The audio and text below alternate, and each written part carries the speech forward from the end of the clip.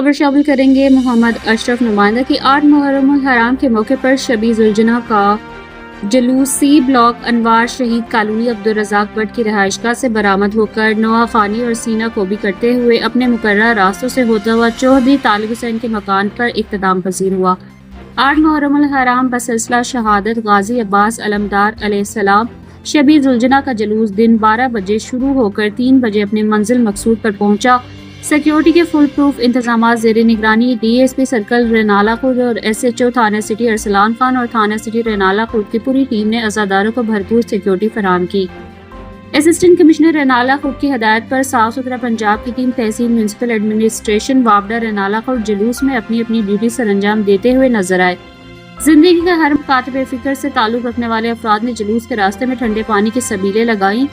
لنگر تقسیم کیا، مقررین نے اپنے اپنے خطبات میں فلسفہ کربلا بیان کیا، منتظمین جلوس نے اور انجمن اثنا عشری کے عہدیداران نے تمام اداروں اور عوام اور Pakistan civil soldier movement and organization کے تحصیل صدر محمد اشرف سجاد کا شکریہ ادا کیا۔